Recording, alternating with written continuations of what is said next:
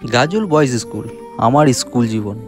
আমারও আমার মতো আরও অনেকেরই স্মৃতি জড়িয়ে রয়েছে আমাদের এই গাজল হাজী নকুম মোহাম্মদ হাই স্কুলে।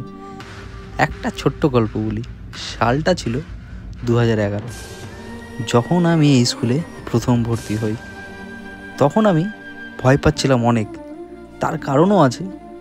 নতুন স্কুল, নতুন সব ক্লাসমেট, নতুন ক্লাস, নতুন সব স্যার ম্যাডাম, মানে এক কথায় নিজের মধ্যে ভয় ঢুকে থাকা।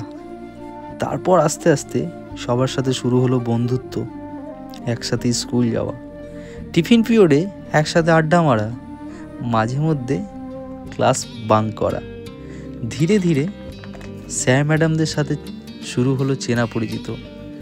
মানে জীবনের কঠিন লড়াই শেখার সুযোগ কিন্তু এই স্কুল থেকে পেয়েছি।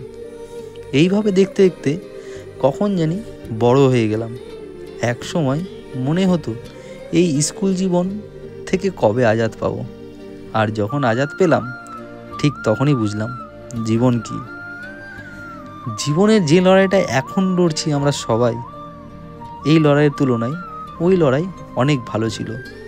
আমাদের সেই স্কুল জীবন, যে স্কুল জীবন আমরা কখনোই আর ফিরে পাবো না।